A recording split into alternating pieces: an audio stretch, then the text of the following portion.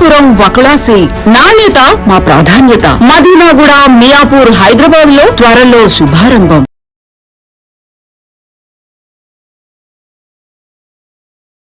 శ్రీమతి కల్పన గారు నిన్న సాయంత్రం Sri holistic hospitals Nizampet branch కి అత్యవసర భాగానికి నిన్న అపస్మారక స్థితిలో తీసుకుని రావడం జరిగింది. నేను ఇమీడియట్ గా అందరం డాక్టర్స్ ట్రీట్మెంట్ వెంటనే ఆవిడకి తగిన ట్రీట్మెంట్ చేసి కొంచెం నిన్న సిగ్గా ఉన్నారు. దానివల్ల వెంటిలేటర్ పెట్టడం జరిగింది. ఐసీయూ డాక్టర్ గారు, లంగ్స్ డాక్టర్ గారి సహాయంతో ఇవాళ ఉదయం వెంటిలేటర్ తీసేయడం జరిగింది. రైట్ నో ఇప్పుడు ఆక్సిజన్ మీద ఉన్నారండి, స్టేబుల్ గానే ఉన్నారు. నెక్స్ట్ ప్రోగ్రెస్ చూడాలి. ప్రజెంట్ ఆవిడ ఆరోగ్యం నిలకడగా ఉందండి. మనం ఇంకొక 24 hours అబ్జర్వేషన్ చేయాలి. దాని తర్వాత మీకు చెప్తాం. ఈ లంగ్స్ లోకి వాటర్ వచ్చాను అంత బానే, ప్రస్తుతానికి అంత బానే ఉంది. డాక్టర్ సాయి సావుల్ అండి, treating consultant, treating doctor. Madam intensivist doctor Chaitanya, doctor Rajesh Khanna sir మా మెడికల్ సూపరింటెండెంట్.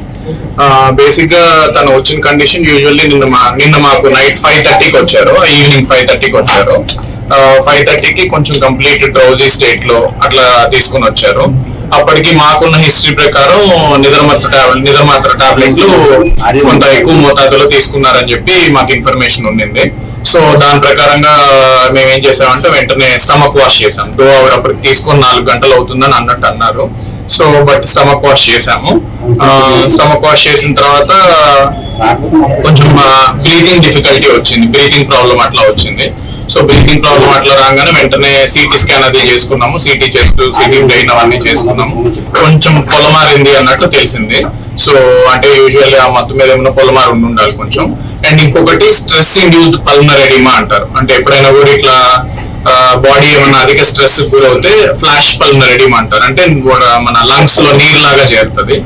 సో దానికి ఇమీడియట్ గా వెంటిలేటర్ పెట్టాల్సి వచ్చింది. తర్వాత మేడం వాళ్ళు మేడం ఇంటెన్సివిస్ట్, మేడం ఇంకో వెంటిలేటర్ తో మేనేజ్ చేయడం జరిగింది.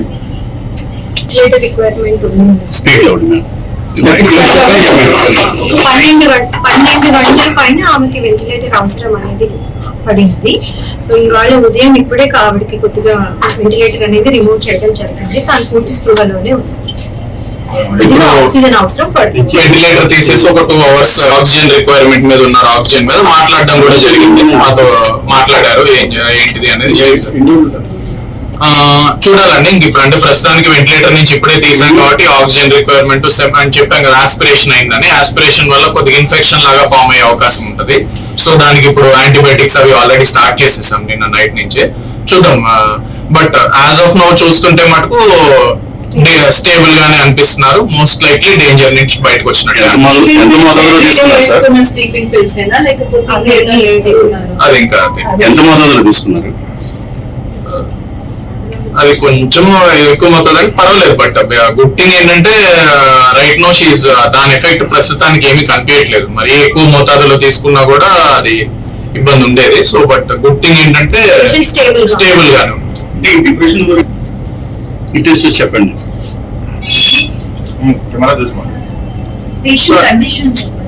అదే పేషెంట్ కండిషన్ ఇందాక చెప్పిందేనండి. ఇప్పుడు వెంటిలేటర్ తీసేసాం కాబట్టి 9 o'clock కి definitely right now stable only. And దాని యొక్క డోసేజ్ యొక్క మోతాదుది ఆవిడకి ఇప్పుడు ప్రస్తుతానికి బాడీ మీద అయితే ఏమి ఇబ్బంది అయితే చేయట్లేదు. సో ఇప్పుడు మేజర్ మనకి ఆక్సిజన్ రిక్వైర్మెంట్ ఇది బెటర్ అయితే షీ బి డెఫినెట్లీ, అదే అందుకే చెప్తాను కదా, she definitely out of danger లానే అనిపిస్తుంది. యాజ్ ఆఫ్ తీసుకుని తెలుసు ఎగ్జాక్ట్లీ ఏంటండి అది మనకి ఇంకా తెలియాలండి. ఎందుకంటే అది మోస్ట్ లైక్లీ స్లీపింగ్ టాబ్లెట్స్ అవి.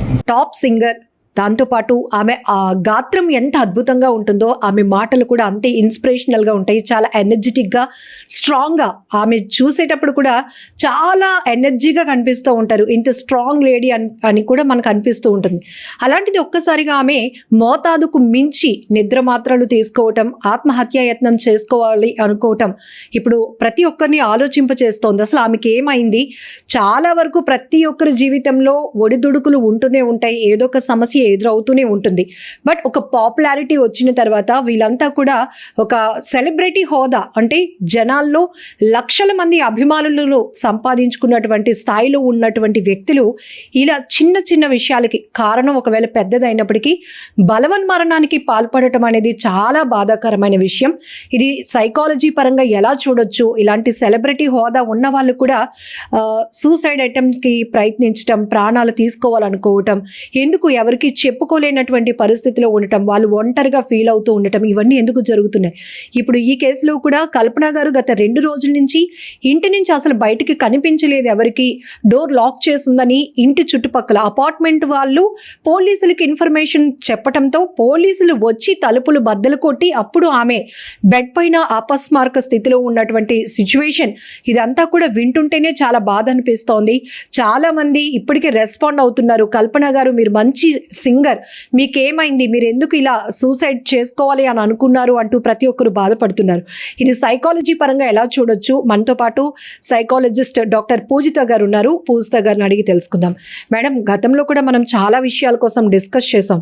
ఇక్కడ చాలా స్టార్డమ్ ఉంది, ఆమె కల్పన గారు అంటేనే చాలా ఫేమస్. అలాంటి ఒక సింగర్ ఒక స్టేజ్లో ఉండి సూసైడ్ అటెంప్ట్కి చేయటం అంటే ఎట్లా చూడొచ్చు అంటారు?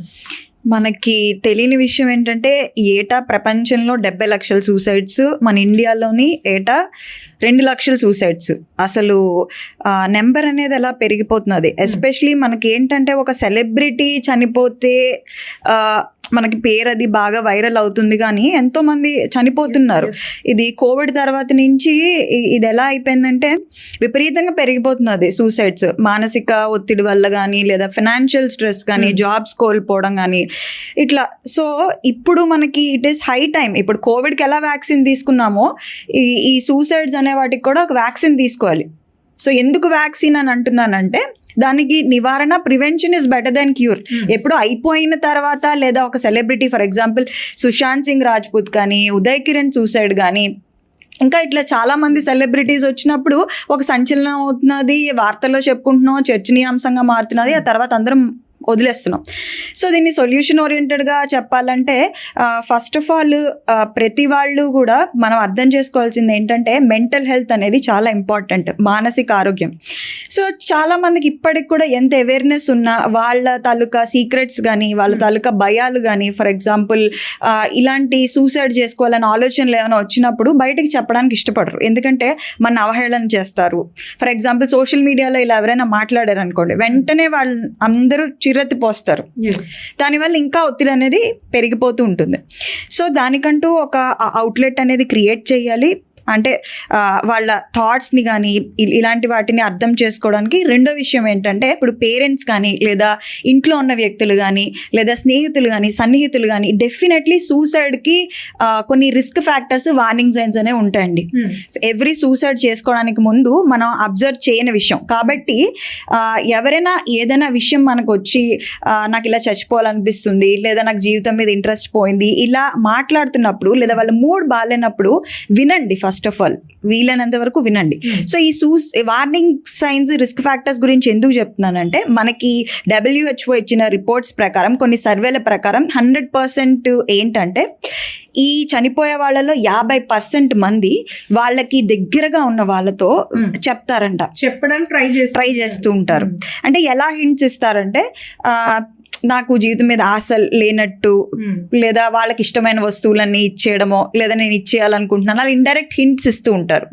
రెండోది ఏంటంటే చాలా ఎక్కువ సివియర్ కేసెస్లో ఏంటంటే వాళ్ళని వాళ్ళు హార్మ్ చేసుకుంటూ ఉంటారు. చిన్నగా చేయి కట్ చేసుకుంటారు కొంతమంది, చిన్న చిన్నగా అటెంప్ట్స్ అనేవి చేస్తూ ఉంటారు. సో ఇలాంటి వాళ్ళని అలా వదిలేయకుండా వీలైనంత మటుకు వాళ్ళని సర్వైలెన్స్ లో ఉంచండి. అంటే మీరు వెళ్ళి మాట్లాడండి ఏం జరుగుతున్నది, వాళ్ళని అలా ఒంటరిగా వదిలేయకుండా సర్వైలెన్స్ చేయండి. అండ్ ఇలాంటి రిస్క్ ఫ్యాక్టర్స్ ఎందుకు వస్తాయి, లేదా సూసైడ్ అనేది ఎందుకు చేసుకుంటారంటే మెయిన్లీ 3 కారణాలు.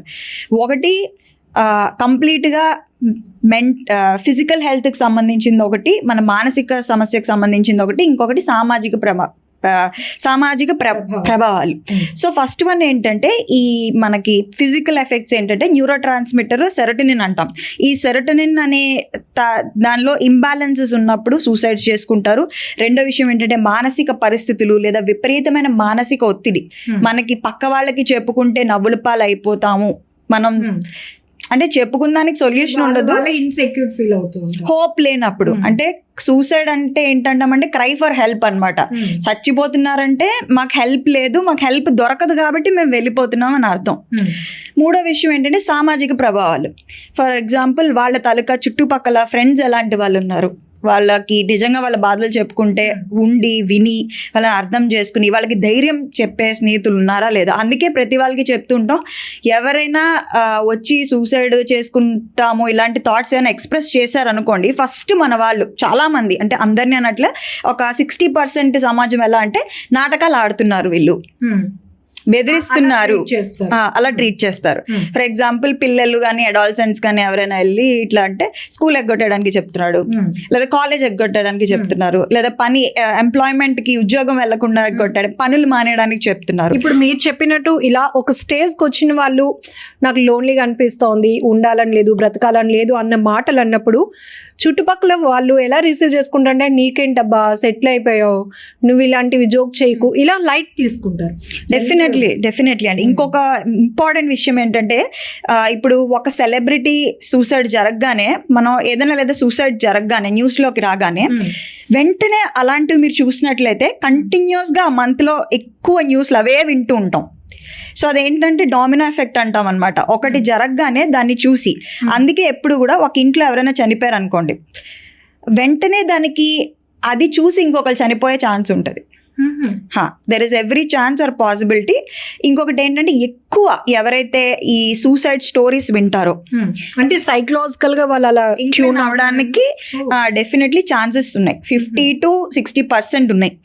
కాబట్టి ఎస్పెషలీ సెలబ్రిటీ సూసైడ్స్ గురించి ఎవరైతే ఎక్కువ చదువుతారో లేదా ఇన్సైడర్ డీటెయిల్స్ లోకి వెళ్తూ ఉంటారో, సో అలా చూడడం వల్ల కూడా దాని తాలూకా ఇన్ కేస్ లోపల మీకు ఆల్రెడీ ఉంటే కొన్ని హిడెన్ సప్రెస్డ్ థాట్స్ ఫీలింగ్స్ ఉంటాయి కొంతమందికి, అవి ఏంటంటే ట్రిగ్గర్ అవుతాయి, ట్రిగ్గర్ అయి వెంటనే కమిట్ చేసుకుంటారు. సో అందుకే వాళ్ళకి లైఫ్ వద్దనుకున్నారు, వాళ్ళతో పోల్చుకుంటే మనం ఎంత, ఇట్లాంటి ఆలోచన వస్తుంది. డెఫినెట్లీ అది రావచ్చు. ఇంకా ఇట్లాంటి రకరకాల ప్రేరేపణ అంటారు చూస్తారా, ట్రిగ్గర్, అదొక ట్రిగ్గర్ లాగా పనిచేసి వాళ్ళు చచ్చిపోతూ ఉంటారు. సో ఇక్కడ మనము అందరం తెలుసుకోవాల్సింది ఏంటంటే ఎమోషనల్ ఫస్ట్ ఎయిడ్ అనేది ప్రతి వాళ్ళు నేర్చుకోవాలి. ఇప్పుడు ఓన్లీ మెంటల్ హెల్త్ ఫీల్డ్లో ఉన్న వాళ్ళు వీళ్ళే కాకుండా ప్రతి వాళ్ళు ఎమోషనల్ ఫస్ట్ ఎయిడ్ అనేది తెలుసుకోవాలి. ఇలాంటి సూసైడ్స్కి అంటే ఇలాంటి వార్నింగ్ సైన్స్తో కానీ ఇలా చనిపోతాం అనుకున్న వాళ్ళకి ఎలా సర్ది చెప్పాలి, ఎలా ధైర్యం చెప్పాలి, దీనికి చాలా మనకి సూసైడ్ ప్రివెన్షన్ హెల్ప్ లైన్స్ ఉన్నాయి, ఇవి ఉన్నాయని తెలియాలి. ఫర్ ఎగ్జాంపుల్ ఇప్పుడు మీకు స్తోమత ఉంటే పర్లేదు, డబ్బులు ఖర్చు పెట్టి మీకు డబ్బులు ఉంటే డెఫినెట్గా ఒక సైకాలజిస్ట్ దగ్గరికి వెళ్తారు, సైకియాట్రిస్ట్ దగ్గరికి వెళ్తారు. ఇప్పుడు కూడా ఏంటంటే ఒక సైకాలజిస్ట్ దగ్గరికి వెళ్ళాలంటే భయం, వాళ్ళు ఎవరికైనా చెప్పేస్తారేమో, లేదా మందులు వాడితే మనం పిచ్చోళ్ళు అంటారేమో, ఆ మందులకు మనం ఎడిక్ట్ అయిపోతామేమో అని భయం. ఇలాంటి భయాలన్నీ వదిలేసి ఇట్ ఈస్ హై టైం అండి, ఇప్పటికైనా మనం కళ్ళు తెరిచి ఇలాంటి భయాలన్నీ పక్కన పెట్టి ఫస్ట్ మన మానసిక ఆరోగ్యం చాలా ఇంపార్టెంట్. ఇప్పుడు కడుపు నొప్పి వస్తే, తలనొప్పి వస్తే, వాంతులు వస్తే ఎంత భయపడతామో, అలాగే మన మానసికంగా ఏదైనా ప్రాబ్లం వచ్చినప్పుడు వెళ్ళిపోతున్నాము అన్నప్పుడు డెఫినెట్లీ అలర్ట్ అవ్వాలి. అండ్ వ్యాక్సినేషన్ అనేది అందరూ తీసుకోవాలి, మీరు కాదు నేను కాదు, హెల్తీ. అసలు కరోనా వ్యాక్సినేషన్ అనేది విన్నాం, ఈ సూసైడ్ కి సంబంధించి ప్రివెంట్ వ్యాక్సినేషన్ అంటే ఏంటి అసలు? వీలైనంత వరకు ఎక్కువ నెగిటివ్ న్యూస్లు చూడొద్దు, అంటే కంప్లీట్గా అంటే సెన్సిటివ్గా ఉంటారు. ఇంకొక సూసైడ్కి వన్ ఆఫ్ ద రీజన్స్ ఏంటంటే, ఇంకొక వెరీ ఇంపార్టెంట్ రీజన్ ఇందాక నేను చెప్పలేదు, వాళ్ళ తాలూకా సెన్సిటివిటీ లెవెల్స్, వాళ్ళ మనస్తత్వం ఏంటి, సున్నిత మనస్తకుల. కొంతమంది చిన్నది అనగానే లేదా చిన్నది రాగానే భయపడిపోయి వెంటనే కమిట్ చేసేసుకుంటారు, లేదా వాళ్ళు స్ట్రాంగ్ వాళ్ళ ఫ్యామిలీ సపోర్ట్ ఏంటి, ఇవన్నీ కూడా ఆధారపడి ఉంటాయి. చూసిన ఎవరికైనా సెన్సిటివ్ గా అనిపించరు, ఆమె వాయిస్ ఎంత బ్యూటిఫుల్ గా ఉంటుందో తను కూడా చాలా స్ట్రాంగ్ గా కనిపిస్తూ ఉంటారు. ఎవరికైనా ఇమీడియట్ గా కౌంటర్ చేయటం కానీ, ఆమె వాయిస్ లో ఆ ఎనర్జీ, అగ్రెసివ్నెస్ ఇవన్నీ చూస్తే తను చాలా ఎదుర్కొన్నా కూడా చాలా స్ట్రాంగ్ గా నిలబడింది అనుకుంటారు తప్ప సూసైడ్ చేసుకునేటంత ఆలోచనతో ఉన్నటువంటి సున్నితమైన మనసు అని మాత్రం ఎవరు అనుకోరు. చాలా సందర్భాల్లో మనం ఎక్కువగా బయటికి ఎంత సెన్సిటివ్ గా ఉన్న వాళ్ళు సూసైడ్ కమిట్ చేసుకుంటారు అనుకుంటాం, కానీ చూడటానికి చాలా స్ట్రాంగ్ గా ఉన్న వాళ్ళు ఇలాంటి ఆలోచన చేయటం నమ్మబుద్ధి కాదు. అవునండి, ఇప్పుడు మాస్క్డ్ పర్సనాలిటీస్ అంటాం, మాస్క్డ్ అన్మాస్క్డ్. ఇప్పుడు ప్రతి వాళ్ళు మనం ఒక మాస్క్ వేసుకొని ఉంటాం. అంటే ఫర్ ఎగ్జాంపుల్ మీరు పెళ్లికి వెళ్ళినప్పుడు ఒకలా బిహేవ్ చేస్తారు, మీరు మైక్ పట్టుకొని టీవీ ముందు ఉంటే ఒకలా బిహేవ్ చేస్తారు, మీరు ఇంట్లో మీ రూమ్ లో ఒకళ్ళు ఉంటే ఒకలా బిహేవ్ చేస్తారు. మీ మానసిక స్థితి, మీ ఎమోషను, అంటే మీ తాలూకా భావోద్వేగాలు అన్ని మారిపోతూ ఉంటాయి. సో ఇప్పుడు సొసైటీలో మనం స్ట్రాంగ్ గా కనిపించాలి కాబట్టి కొంతమంది స్ట్రాంగ్ గా కనిపిస్తారు. ఇప్పుడు డిప్రెషన్ లో కూడా ఫంక్షనల్ డిప్రెషన్ అంటాం, నాన్ ఫంక్షనల్ డిప్రెషన్ అంటాం. సో ఇందులో ఏంటంటే ఈ డిప్రెషన్ లో కూడా బయటికి అంతా వాళ్ళు బాగానే ఉంటారు, నవ్వుతూ మాట్లాడతారు, అంతా బాగానే ఉంటుంది, కానీ వాళ్ళకి మాత్రమే లైక్ తెలుస్తుంది అనమాట. వాళ్ళ సైన్స్, ఇందాక వార్నింగ్ సైన్స్ అన్నాను కదా, వాళ్ళకి బాగా దగ్గరగా ఉన్న వాళ్ళకి తెలుస్తుంది. ఆ దగ్గరగా ఉన్న వాళ్ళతో కానీ ఏవైనా ఇష్యూస్ కానీ, లేదా వాళ్ళతో చెప్పుకుంటే మన బంధం విడిపోతుంది, మన బంధం స్ట్రెయిన్ అవుతుంది అని ఎవరితో కూడా చెప్పుకోకుండా వీలైన లోపల ఉన్నప్పుడే ఇలాంటి విపరీత చర్యలు అనేవి చేస్తారు. లేదా ఇన్స్టెంట్ ట్రిగ్గర్ ఒకటి అవ్వాలి, ఫైనాన్షియల్ లాస్ కానీ, ఏదైనా ఆవిడని ఎవరైనా భయపెట్టడం కానీ, లేదా ఇందులోంచి ఈ ప్రాబ్లం వస్తే నేను ఇంకా నాకు అసలు ఇంకెవరు లేరు, సొల్యూషన్ లేదు, నేను ఒంటరి దాన్ని అనుకున్నప్పుడే చేసుకుంటారు. సో ఈ కారణాలు కాకుండా చాలా రేరెస్ట్ ఆఫ్ రేర్ కేసెస్ లో అట్లా సడన్ గా చేసుకోవడం అనేది జరుగుతుంటుంది. సో మీరు చెప్పారు, ఏదైనా ఒకరు అలాంటి సూసైడ్ కి ప్రయత్నించాలి అనుకునే ముందు కొన్ని సిమ్టమ్స్ అనేవి మనం ఈజీగా గెస్ చేయగలుగుతాం. ఇక్కడ అపార్ట్మెంట్ వాళ్ళు పోలీసులకి ఇన్ఫర్మేషన్ ఇవ్వకపోతే పోలీసులు వచ్చి ఆ డోర్స్ లాక్ చేస్తున్నటువంటి డోర్స్ ని బ్రేక్ చేసి చూడకపోయి కొన్ని గంటలు లేట్ అయితే గనక చాలా పెద్ద ప్రమాదం, నష్టం జరుగుండేది. మరి అలాంటప్పుడు తను ఈ మధ్య కాలంలో ఏమైనా ఒంటరిగా ఫీల్ అవుతోంది, ఇబ్బంది పడుతోందని తెలిసిన వాళ్ళు 2 రోజుల నుంచి ఈమె కనిపించట్లేదు, కాల్స్ లేవు అన్నప్పుడు కొంచెం అలర్ట్ అయ్యి ఉండే ఛాన్స్ ఉంటే బాగుండేమో. డెఫినెట్లీ అండి. అంటే ఇప్పుడు ఒకటి అంటారు కదా, మన దాకా వస్తే గానీ అది తెలియదని. సో అందుకే ఇప్పుడు మనం ఎవరికి డబ్బులు సహాయం చేయక్కర్లే, ఏం చేయక్కర్లే, కానీ మీ దగ్గరికి ఎవరైనా వచ్చి లేదా ఎవరైనా డల్ గా డిప్రెస్డ్ గా కనిపిస్తూ ఉంటే ఒకసారి ఆలోచించండి. ఇప్పుడు ఎలా అయిపోయిందంటే సమాజంలో డౌట్స్ అనేవి ఎక్కువైపోయాయి. ఎస్పెషలీ క్రైమ్ ఎప్పుడైతే పెరుగుతుందో ప్రతి వాళ్ళని భయం, ఒకవేళ ఆవిడ దగ్గరికి వెళ్ళి మాట్లాడితే ఏమవుతుంది, సో ఇలాంటి భయాలు ఇవన్నీ ఉంటాయి. సో అది అనుమానాస్పద మృత లేదా సూసైడ్ అనేది 100% తెలుసో తెలీదో నాకు తెలీదు. సో డెఫినెట్లీ ఒకళ్ళంత లోన్లీగా ఉంటున్నారంటే వాళ్ళ ఫ్యామిలీ కానీ వాళ్ళ నైబర్స్ కానీ ఎవరు పలకరించకపోవడం అనేది ఒక సస్పిషన్ అయితే రేపుతా ఉంది.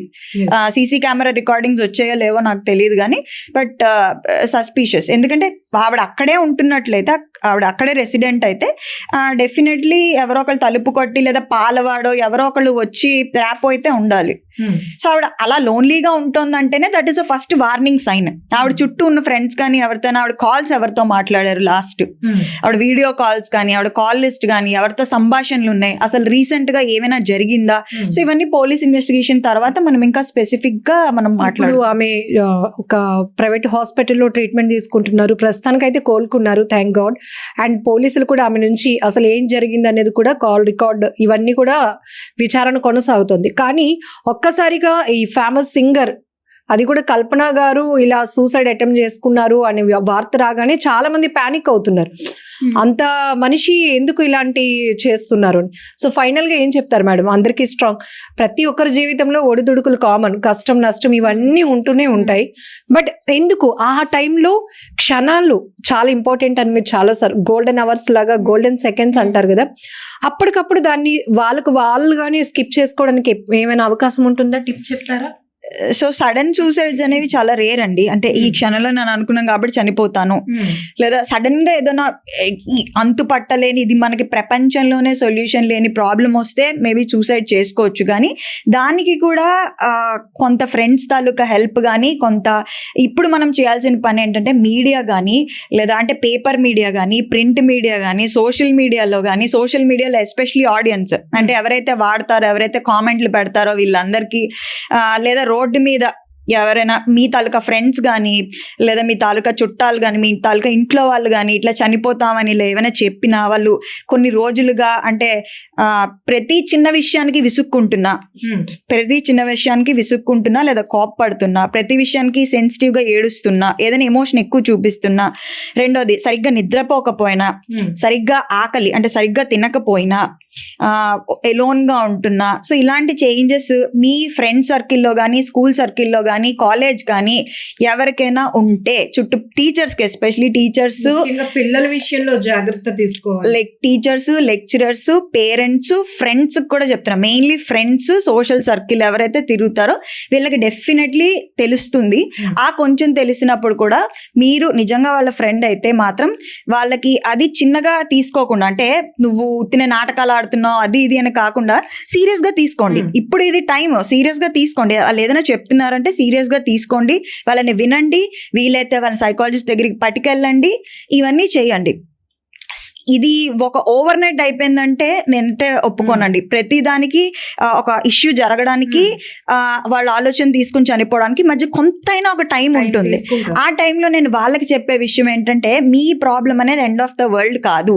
ఆ టైంలో మనుషుల దగ్గరికి వెళ్ళండి, భయపడకండి. మీ ఎంత చెత్త ప్రాబ్లం అయినా సరే ఉంటారు, మిమ్మల్ని అర్థం చేసుకునే వాళ్ళు ఉంటారు, సొల్యూషన్ కూడా ఉంటుంది.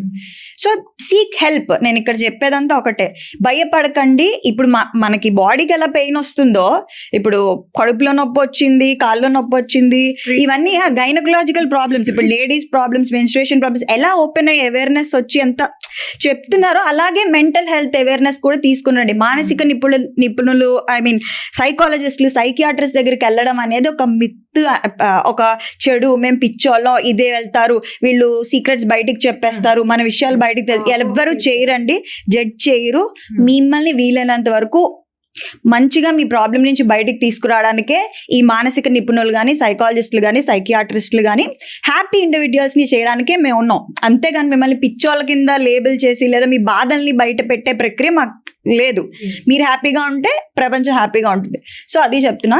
సో ఈ టాబూస్ అన్ని వదిలేసి ఇప్పటికైనా సైకాలజిస్ట్ దగ్గరికి వెళ్ళండి. బికాస్ చాలా వరకు మెంటల్ హెల్త్ ప్రాబ్లమ్స్ ఉన్న వాళ్ళకి ఇలా సూసైడ్స్ చేసుకునే ఛాన్సెస్ కూడా ఉన్నాయి.